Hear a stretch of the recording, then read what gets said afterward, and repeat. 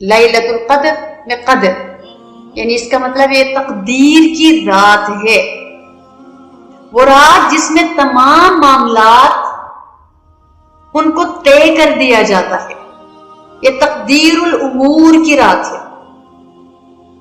اللہ کے احکامات ایشو ہونے جا رہے ہیں، اللہ کے احکامات جاری ہونے جا رہے ہوتے۔ تو ایک یہ مطلب ہے، اور یہ کہ یہ قدر سے مراد دوسرا مطلب قدر و منزلت، اونچی مرتبہ اور شرف، یہ دونوں بھی مراد قدر سے لے سکتے ہیں،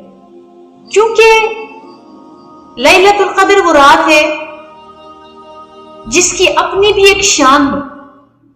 اور اس رات میں ایک سال کے معاملات فرشتوں کے حوالے کر دیے جاتے ہیں،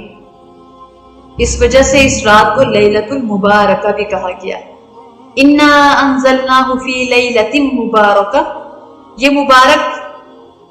یعنی یہ خود بھی مبارک ہے، اس کے اپنے اندر عظمتیں ہیں، اس کی اپنی ایک شان ہے، تو لہذا قدر اس کی شان، اس کی عظمت، اس لیے اس کو لیلۃ القدر کہا گیا۔ اور تیسرا ایک اور مطلب بھی ہے کہ قدر کا ایک معنی تنگی کے اللہ رب العزت نے فرمایا فَأَمَّا الْإِنسَانُ إِذَا مَا ابْتَلَاهُ رَبُّهُ فَأَكْرَمَهُ وَنَعَمَهُ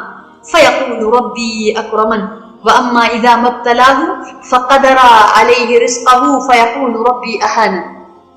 یعنی انسان کا معاملہ بھی عجیب ہے کہ جب اس کا رب اس کا امتحان لیتا ہے، اسے آزماتا ہے عزت دے کر، نعمت دے کر، تو کہتا ہے کہ میرے رب نے مجھے عزت دے دی، اور جب اس کا رب اس کو آزماتا ہے اس کے رزق کو تنگ کر کے، تو وہ کہتا ہے میرے رب نے مجھے ذلیل کر دیا۔ تو قدر میں جو تنگی کا مفہوم لیا گیا ہے، ایک یہ ہے کہ لیلۃ القدر لیلۃ الضیق ہے، یعنی یہ ضیق تنگی کو کہا جاتا ہے، اور یہ اس لیے کہ اس رات کو زمین پر اتنی کثیر تعداد میں فرشتے نازل ہوتے ہیں کہ زمین تنگ پڑ جاتی ہے۔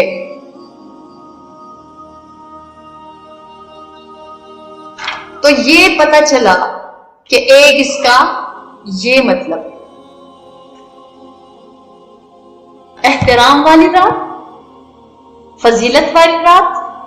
یا یہ اندازہ لگایا جائے کہ اس کا مفہوم یہ ہوگا کہ اس رات اللہ تعالیٰ آنے والے پورے سال کے احکامات فرشتوں کے سپرد کرتے ہیں، اس کا اندازہ جو اللہ تعالیٰ کے مقدس علم میں ہے، اس علم کے مطابق وہ فرشتوں کے سپرد کیا جاتا ہے، اس لیے اس رات کو لیلۃ القدر کہا جاتا ہے۔